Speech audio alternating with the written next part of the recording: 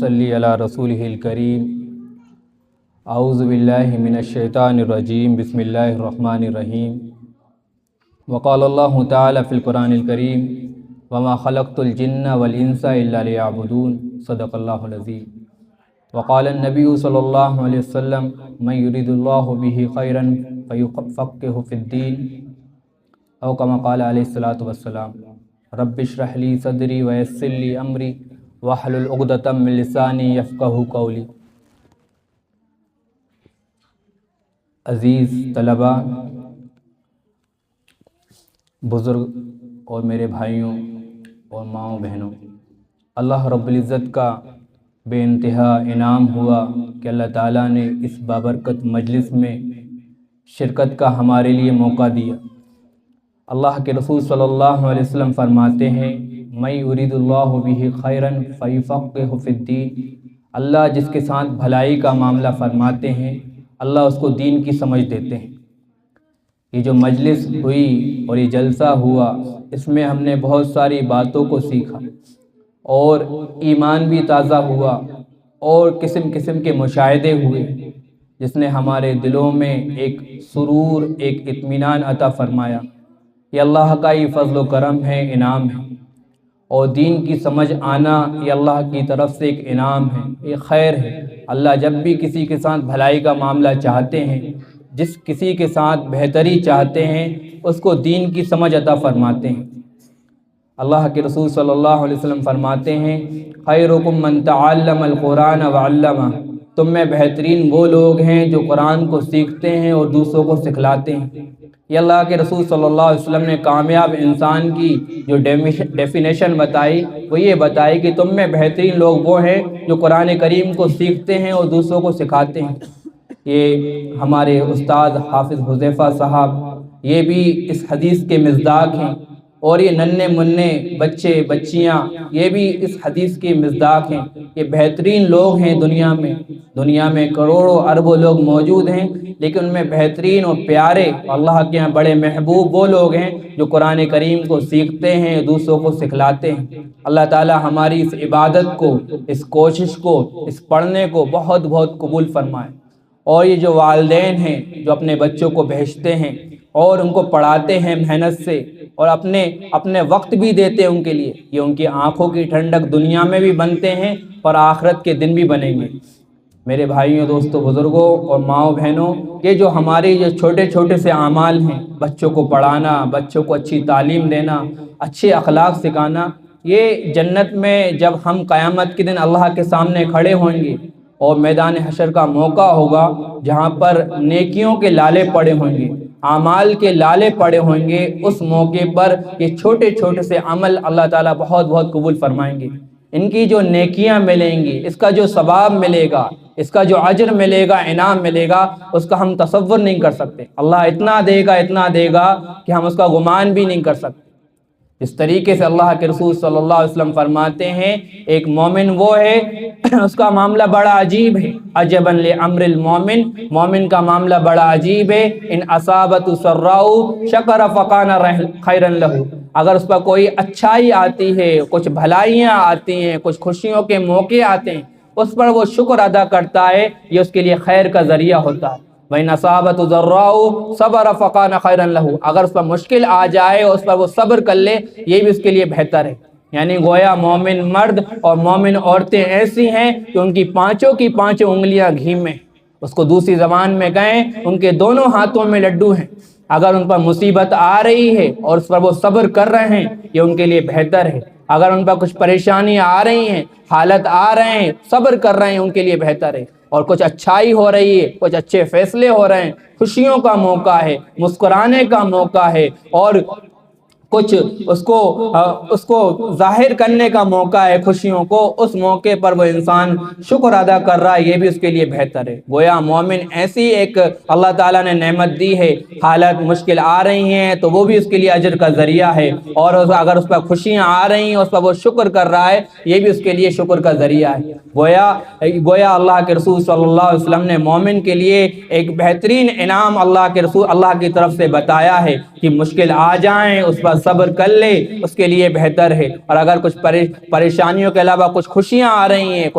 کچھ اللہ تعالیٰ مزے دے رہا ہے زندگی میں، اس پر وہ شکر کر رہا ہے، یہ بھی اس کے لیے بہتر ہے۔ ایک جگہ اللہ کے رسول صلی اللہ علیہ وسلم فرماتے ہیں مومن تو وہ ہے اگر اس کو کچھ تھکان ہو جائے، کچھ غم لائق ہو جائیں، کچھ پریشانیاں آ جائیں، کچھ چھوٹی سی بیماری ہو جائے، یہاں تک کہ ایک کانٹا چبھ جائے، اللہ کے رسول صلی اللہ علیہ وسلم فرماتے ہیں اس کے لیے اللہ تعالیٰ اجر لکھ دیتا ہے۔ یہاں تک کہ اس کے جو گناہ ہوتے ہیں، وہ پریشانی، وہ مشکل، وہ بخار، وہ تکلیف، وہ رنج و غم، وہ اس کے لیے کفارہ بن جاتا ہے۔ تو ہماری جو زندگی ہے اللہ تعالیٰ نے بڑی پیاری بنائی ہے، مشکل ہو رہی ہے، سر درد ہو رہا ہے، پریشانی آ رہی ہے، غم لائق ہو رہے ہیں، مشکلات آ رہی ہیں، بیماریاں آ رہی ہیں، لیکن ہم انسان، ہم مومن، اگر مومن کی بحیثیت مومن ہم اگر صبر کر رہے ہیں، اگر بحیثیت مومن ہم ان پر اللہ تعالیٰ کے سامنے صبر اور مانگ رہے ہیں کہ اللہ تعالیٰ ان مشکلات سے نکالے، ناشکری نہیں کر رہے ہیں، تو گویا اللہ تعالیٰ ہمارے گناہوں کو معاف فرما رہا ہے۔ اس لیے جو ہماری زندگی ہے بڑی پیاری ہے، بڑی اچھی ہے، اور اس کا عین مقصد یہی ہے کہ ہمارا جو خالق ہے، ہمارا جو مالک ہے، ہمارا جو پروردگار ہے، ہمارا رب ہے، جس کی اس اللہ کی ہم عبادت کرتے ہیں، صرف اسی اللہ کی عبادت کرتے ہیں، اس کو ہمیں خوش کرنا ہے، اس کو راضی کرنا ہے، اس کی عبادت کرنا ہے، یہی ہماری زندگی کا مقصد ہے۔ اللہ تعالیٰ فرماتا ہے وَمَا خَلَقْتُ الْجِنَّ وَالْإِنسَ إِلَّا لِيَعْبُدُونِ، ہم نے انسان اور جنات کو محض اپنی عبادت کے لیے پیدا فرمایا ہے کہ ہم اللہ کی عبادت کریں۔ ایک جگہ اللہ تعالیٰ فرما رہا ہے تبارک الذی بیدہ الملک وہو علی کل شیء قدیر الذی خلق الموت والحیاۃ لیبلوکم ایکم احسن عملا، ہم نے بڑی بابرکت وہ ذات جس کے ہاتھ میں بادشاہت ہے اور تمام جہاں پر اس کی قدرت ہے، آگے اللہ تعالیٰ فرما رہا ہے اس لیے ہم نے پیدا فرمایا ہے زندگی موت کو تاکہ ہم تم میں دیکھیں بہترین عمل کرنے والا کون ہے، اچھے سے نمازیں پڑھنے والا کون ہے، ایک اللہ کی اچھے سے عبادت کرنے والا کون ہے، کون ہے جو اچھے سے صبر ادا کرتا ہو، کون ہے جو اچھے سے شکر ادا کرتا ہو۔ یہ اللہ تعالیٰ نے ہمارے لیے ایک امتحان گاہ کے لیے بھیجا ہے، ایک امتحان ہے ہمارا، ایک آزمائش ہے، اس آزمائش سے ہمیں نکلنا ہے، اس آزمائش سے ہمیں پار لگنا ہے، یہی ہماری زندگی کا مقصد ہے۔ ہماری زندگی کا مقصد وہی ہے کہ ایک اللہ کی ہمیں عبادت کرنا ہے، ایک اللہ کو جاننا ہے جو ہم سے بہت زیادہ محبت کرتے ہیں، ہمیں بڑا عزیز رکھتے ہیں، ہم گناہ کرتے ہیں ہمارے گناہوں کو معاف فرماتے ہیں۔ ایک جگہ اللہ تعالیٰ فرماتے ہیں حدیث قدسی میں اِنَّ تُخْطِئُونَ بِاللَّيْلِ وَالنَّهَارِ أَنَا أَغْفِرُ الذُّنُوبَ جَمِيعًا فَاسْتَغْفِرُونِي أَغْفِرْ لَكُمْ، اے انسان و جنات تم دن رات گناہ کرتے ہو، صبح گناہ کرتے ہو، شام گناہ کرتے ہو، چھپ کر گناہ کرتے ہو، اعلانیہ گناہ کرتے ہو، اور میں تمہارے گناہوں کو معاف کرتا رہتا ہوں، لہذا تم مجھ سے توبہ کرو، میں تمہاری توبہ کو قبول فرماؤں گا۔ ایک جگہ اللہ تعالیٰ فرماتے ہیں توبوا الی اللہ جمیعا ایھا المؤمنون، اے مومنو، اے مومن مرد، اے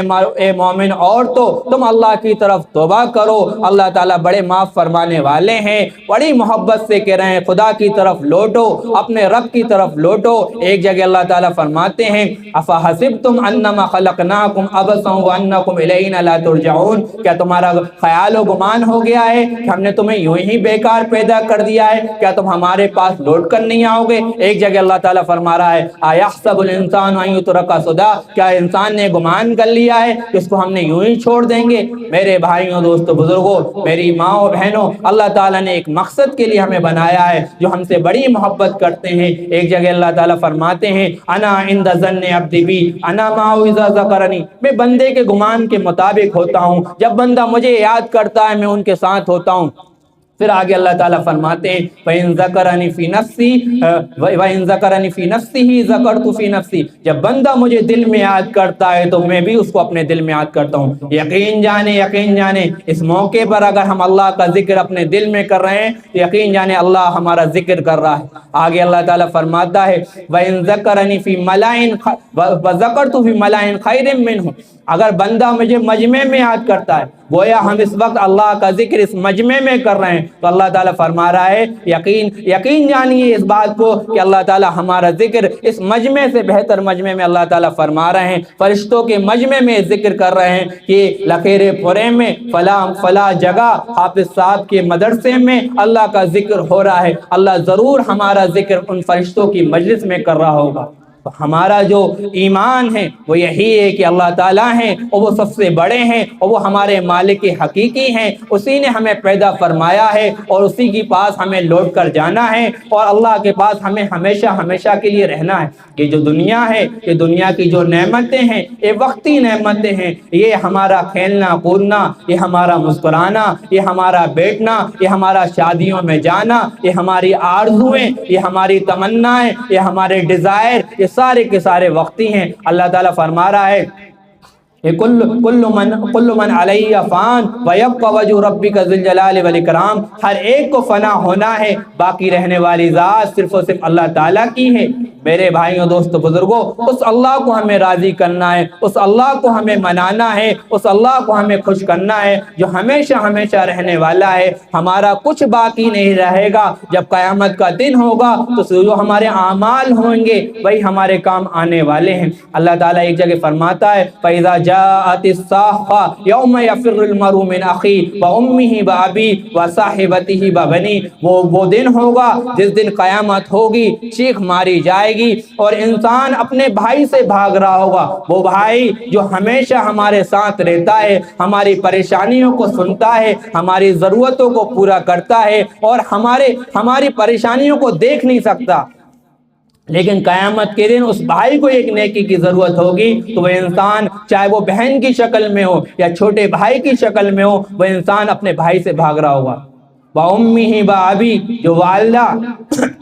جن کی آنکھوں کی ٹھنڈک ہم ہیں، جن کی خوشیاں ہم ہیں، جو ہمہ وقت ہمارے لیے ساتھ رہتی ہیں، وہ والدہ جو لیبر پین میں کتنی تکلیفیں جھیل کر ہمارے لیے پیدا فرمایا ہے۔ اللہ کے رسول صلی اللہ علیہ وسلم فرماتے ہیں کہ اس موقع پر ماں کو اتنی تکلیف ہوتی ہے کہ اس کے سارے گناہ معاف کر دیے جاتے ہیں۔ اس والدہ کو ایک نیکی کی ضرورت ہوگی تو ہم اس والدہ سے ہم بھاگ رہے ہوں گے، وہ والدہ جو ہمارے بچپنے میں ہماری ضرورتوں کو پورا کرنے والی ہیں، ہماری ہر پریشانیوں کو وہ برداشت کرنے والی ہیں، ان والدہ کو ایک نیکی کی ضرورت ہوگی تو قیامت کے دن وہ انسان اپنی والدہ سے بھاگ رہا ہوگا۔ وابی، اور وہ والد صاحب جو اپنی خوشیاں قربان کر دیتے ہیں، اگر بچیوں کو کپڑے چاہیے اور والد صاحب کو ضرورت ہے کپڑوں کی، خود کی وہ پھٹا کپڑا پہننے کو تیار ہیں اور اپنی بچیوں کے یا اپنے بیٹوں کی ضرورتیں پوری کر رہے ہیں، اب تھوڑا سا کم کھا لے رہے ہیں، اپنی خواہشات کو ختم کر دیا کہ ہمارے بچوں کی پرورش ہو جائے، ہمارے بچے اچھے سے پہن لیں، اچھے سے کھا لیں، عزت کی زندگی گزار لیں، کہ کسی کے سامنے لالچ بھری نگاہوں سے نہ دیکھ رہے ہوں ہمارے بیٹے، وہ اپنی ساری قربانیوں کو ختم کر دے دیتے ہیں، اپنی خواہشات کو ختم کر دیتے ہیں۔ قیامت کے دن ان والد صاحب کو ایک نیکی کی ضرورت ہوگی تو وہ بیٹی یا بیٹا اپنے والد صاحب سے بھاگ رہا ہوگا۔ پھر آگے فرمایا وصاحبتہ وابی، کہ جو بیوی جو انسان کا سکون ہے، اس کا غم کو بانٹتی ہے، اس کی خوشیوں میں ساتھ رہتی ہے، اس کو اچھے مشورے دیتی ہے، قیامت کے دن اگر اس بیوی کو ایک نیکی کی ضرورت ہوگی تو وہ انسان اپنی بیوی سے بھاگ رہا ہوگا۔ یا وہ شوہر جو اپنی بیوی کے لیے سارے کام کرتا ہے، ساری ضرورتوں کو پورا کرتا ہے، ساری خواہشات اس کی پوری کرتا ہے اور اس کو بڑی اچھی زندگی دیتا ہے، لیکن قیامت کے دن اس شوہر کو ایک نیکی کی ضرورت ہوگی تو وہ بیوی اس سے بھاگ رہی ہوگی۔ وَبَنِيهِ، وہ بچے جن کے لیے ساری چیزیں انسان کرتا ہے اور سب کچھ دے دیتا ہے، اور قیامت کے دن اگر ان بچوں کو نیکی کی ضرورت پڑ رہی ہوگی تو بچے ان سے بھاگ رہے ہوں گے۔ تو یہ جو زندگی ہے یہ ہماری خود کی زندگی ہے، اس دنیا میں ہم ایک دوسرے کا ساتھ دے دیتے ہیں، بڑی محبت کرتے ہیں، بڑا عزیز رکھتے ہیں اپنے اقارب کو، اپنے گھر والوں کو، لیکن قیامت کے دن جو ہمارے پاس جو چیز ہوگی اور میدان حشر میں جو ہمارے ساتھ جو چیز ہوگی وہ صرف ہمارے اعمال ہوں گے۔ اللہ کو راضی کرنا ہوگا۔ یہ مال و دولت کے نقشے، یہ جسم، یہ خوبصورتی، یہ حسن، اس کو اللہ تعالیٰ نہیں دیکھتا ہے۔ ان اللہ لا ينظر الى اجسامکم وصورکم واموالکم، اللہ تعالیٰ تمہاری صورتوں کو نہیں دیکھتے، تمہارے جسم کی ساخت کو نہیں دیکھتے، تمہارے مالوں کو نہیں دیکھتے، ولکن ينظر الى قلوبکم، بلکہ اللہ تعالیٰ تمہارے دلوں کو دیکھتے ہیں کہ تمہارے دلوں میں کتنا اخلاص ہے، کتنی اللہ کے لیے محبت ہے، کتنی رسول اللہ صلی اللہ علیہ وسلم سے محبت ہے۔ اللہ کے یہاں حسن نہیں دیکھا جائے گا، اللہ کے یہاں جمال نہیں دیکھا جائے گا، اللہ کے یہاں صورتیں نہیں دیکھی جائیں گی، اللہ کے یہاں جسم کی ساخت نہیں دیکھی جائے گی، اللہ کے یہاں دل دیکھا جائے گا کہ انسان کے دل میں کتنی ہمدردی ہے، انسان کے دل میں کتنا اخلاص ہے، انسان کے دل میں لوگوں کے لیے کتنی محبت ہے، انسان کے دلوں میں دین کی کتنی محبت ہے۔ اس چیز کو دیکھا جائے گا کہ جو محنت ہے، چاہے وہ دعوت و تبلیغ کی شکل میں ہو، چاہے وہ مکاتب کی شکل میں ہو، چاہے وہ مدارس کی شکل میں ہو، یا علماء کی دینی محنتیں ہوں، یا اس کو بڑھ کر جو انبیاء علیہ السلام کا جو مشن ہے وہ یہی ہے کہ اپنے دلوں کو بنا لینا، اپنے دلوں کو بہتر کر لینا۔ یہی مشن لے کر محمد رسول اللہ صلی اللہ علیہ وسلم اس دنیا میں آئے، آپ کو نبی بنایا گیا، اور نبی بنانے کے بعد آپ سے کہا گیا کہ آپ دعوت دیجئے۔ محمد رسول اللہ صلی اللہ علیہ وسلم صفا مروہ کی پہاڑی پر کھڑے ہو کر اپنے شہر والوں کو، اپنے قبیلے والوں کو، اپنے خاندان والوں کو جمع فرماتے ہیں۔ حضرت مولانا علی میاں ندوی رحمۃ اللہ علیہ فرماتے ہیں اس زمانے کا جو میڈیم تھا، اس زمانے کا جو میڈیا تھا وہ یہی تھا کہ اگر کوئی اہم بات کہنا ہوتی تو پہاڑ پر کھڑے ہو کر لوگوں کو آگاہ کرایا جاتا تھا۔ حضرت مولانا علی میاں ندوی رحمۃ اللہ علیہ فرماتے ہیں کہ مورخین تاریخ پر اگر غور کی جائے تو عرب کا جو مزاج ہے وہ جھوٹ بولنے والا مزاج نہیں ہے۔ عام طور سے عرب جھوٹ نہیں بولا کرتے تھے، اور وہ جھوٹ نہیں بولتے تھے، ان کے اندر ایک کثرت نہیں پائی جاتی تھی جھوٹ بولنے کی۔ ایک بات تو یہ ہو گئی کہ عرب کے مزاج میں جھوٹ نہیں ہے، دوسری بات ہے کہ اس زمانے کا جو میڈیم تھا بڑی اہم بات کہنے کا، اگر کوئی جنگ کے لیے کوئی فوج آ رہی ہوتی تھی کسی شہر کو مٹانے کے لیے، کسی قبیلے کو لوٹنے کے لیے، تو لوگ پہاڑ پر کھڑے ہو کر اپنے شہر والوں کو سمجھاتے تھے، آگاہ کراتے تھے کہ بھائی ہمارے اوپر حملہ ہونے والا ہے، یا فلاں طوفان آنے والا ہے، یا فلاں چیز ہونے والی ہے۔ اسی طریقے سے محمد رسول اللہ صلی اللہ علیہ وسلم اس موقع پر کھڑے ہوئے اور لوگوں کو جمع فرمایا۔ اور مورخین لکھتے ہیں کہ جو اہم موقع ہوتا تھا اس میں کبھی بھی ایسی کبھی بات نہیں دیکھی گئی کہ اس موقع پر جھوٹ بولا گیا ہو، اور محمد رسول اللہ صلی اللہ علیہ وسلم کھڑے ہوتے ہیں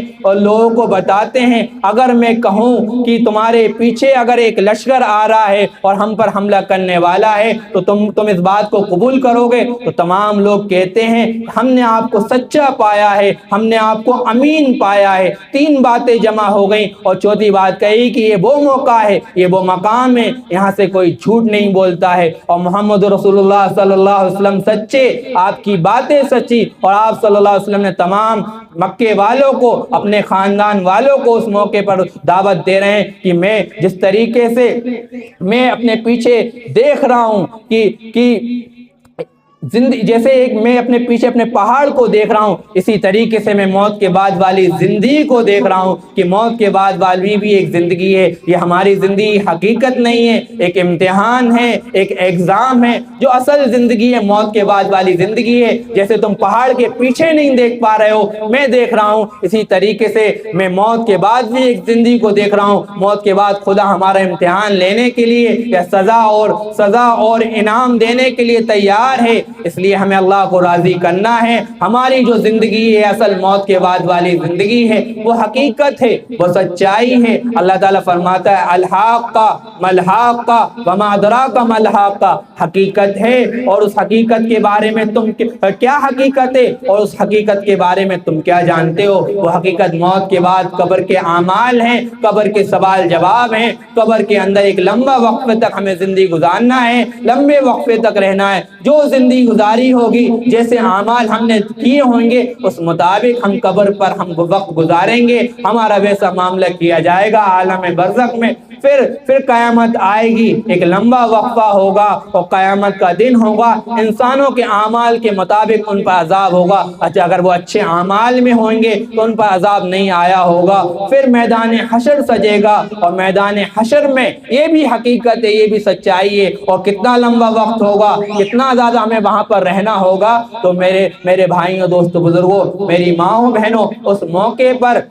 ہمارے اعمال ہی ہیں جو ہمارے کام آ رہے ہوں گے۔ یہ بچوں کا جو یہاں پر پروگرام ہوا، ان بچوں نے جو بڑے اچھے سے سال بھر وقت گزارا، یہ تو اس کا ایک مظاہرہ تھا جو ہمیں سمجھ میں آیا۔ بڑی کیفیت پیدا ہوئی بچوں کی تلاوت سن کر، بچوں کی نعتیں سن کر، بچوں کے پروگرام کو دیکھ کر۔ اسی طریقے سے انہوں نے سال بھر وقت گزارا ہے، سال بھر یہ لوگ قرآن کو پڑھا، حدیثوں کو سنا، حدیثوں کو یاد کیا۔ ان کے لیے بڑا عمل ملنے والا ہے، بڑا اجر ملنے والا ہے، اور یہی قیامت کے دن ہمارے لیے اجر کا اور خوشی کا اور آنکھوں کی ٹھنڈک کا ذریعہ بنے گا۔ اس لیے ہم اپنی زندگی سے سبق لے کر جائیں کہ جو ہماری زندگی ہے ایک مختصر سی زندگی ہے، اور وہ ہمیشہ ہمیشہ کی زندگی، موت کے بعد والی زندگی ہے، اس کی ہمیں تیاری کرنا ہے۔ اس لیے ہمیں اللہ کو راضی کرنا ہے، اللہ کو خوش کرنا ہے۔ یہی پیغام ہے، اس کو عام کریے، اس کو گھر میں اس کے مذاکرے کریے، بار بار بچوں کو اچھی تربیت دیجیے۔ جیسے مثال کے طور پر کھانے کی دعا ہے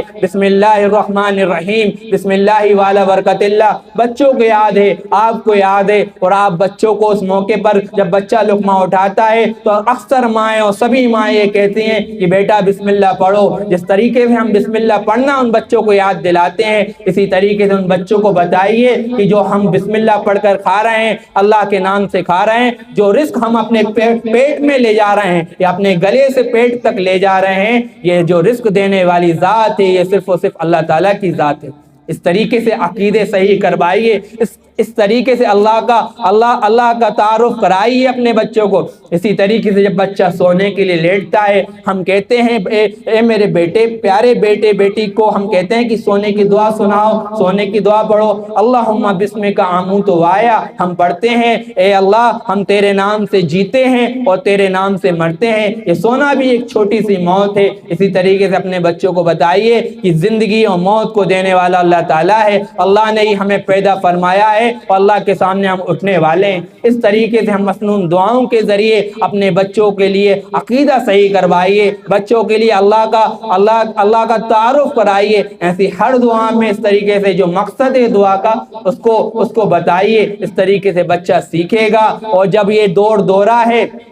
فتنوں کا، آزمائشوں کا، مادیت پرستی کا، اس موقع پر ہمیں سمجھنے کی بات ہے کہ ہماری کامیابی بڑے بڑے گھر بنانے میں نہیں ہے، بڑا خوب سارا مال جمع کرنے میں نہیں ہے، اچھے اچھے لباس پہننے میں نہیں ہے، اچھا کھانے میں نہیں ہے۔ ہم سوشل میڈیا کے زمانے میں رہ رہے ہیں۔ ایک تو ہمارا زندگی ہے کہ ہم اپنے والدین کو دیکھتے ہیں، اپنے بھائیوں بہنوں کو دیکھتے ہیں، اسی طریقے سے ہمارے ساتھ موبائل لگا ہوا ہے، موبائل کے ذریعے ہم لوگوں کو اسٹاک کرتے ہیں، لوگوں کو فالو کرتے ہیں، ان کی ریلز کو دیکھتے ہیں، ان کی شارٹ ویڈیوز کو دیکھتے ہیں، ان کی ایکٹیویٹیز کو دیکھتے ہیں، ان کے گھر کو دیکھتے ہیں، ان کی ڈانس ایکٹیویٹیز کو دیکھتے ہیں، ان کے مسکرانے کو دیکھتے ہیں، ان کے ہنسنے کو دیکھتے ہیں، ان کی خوشیوں کو دیکھتے ہیں، اور ہم سمجھتے ہیں کہ سب کچھ ہے، یہی حقیقت ہے، یہی سچائی ہے، یہی کامیابی ہے۔ اگر خدا نخواستہ ہم جس کو فالو کیے ہوئے ہیں، جس کو سبسکرائب کیے ہوئے ہیں، ان کی ساری ایکٹیویٹیز، ان کے سارے روٹین کو دیکھتے ہیں اور ہم متاثر ہو رہے ہیں، اللہ نہ کرے اگر ان کی زندگی ایمان پر ختم نہیں ہوئی، اگر ان کی زندگی عمل الصالحہ سے خالی ہے، تو وہ ناکام ہیں، وہ خسارے میں ہیں۔ بھلے ہی آپ کو بڑی اچھی زندگی معلوم ہو رہی ہو، بھلے ہی وہ بڑی پیاری معلوم ہو رہی ہو، اسی طریقے سے اس بات کو سمجھ لیں۔ آخری بات کی طرف آ رہا ہوں کہ یہ مال اور دولت اور یہ بلڈنگیں اور یہ لباس اور یہ کھانے پینے، یہ ہماری حقیقت نہیں ہے۔ اللہ تعالیٰ فرما رہا ہے والعصر، زمانے کی قسم کھا رہا ہے کہ انسان بڑے خسارے میں ہیں، پورے کے پورے انسانوں کا دیوالیہ نکل گیا ہے، سوائے ان لوگوں کے الا الذین آمنوا، جو عمل کرنے والے، ایمان والے ہیں، نیک ہیں، وعملوا الصالحات، نیک عمل کرنے والے ہیں، وتواصوا بالحق وتواصوا بالصبر، جو حق پر جمے رہنے والے ہیں، حق کی تلقین کرنے والے ہیں، صبر کرنے والے ہیں اور صبر کی تلقین کرنے والے ہیں، یہی لوگ کامیاب ہیں۔ اس لیے اپنی زندگی کے رخ کو ٹھیک کریں، ہم سیرت کو دیکھیں، رسول اللہ کی زندگی کو دیکھیں اور قرآن کو پڑھیں، قرآن کے پیغام کو سمجھیں، قرآن کے مضامین کو سمجھنے کی کوشش کریں۔ اللہ تعالی ہمیں عمل کرنے والا بنائے۔ وآخر دعوانا ان الحمد للہ رب العالمین۔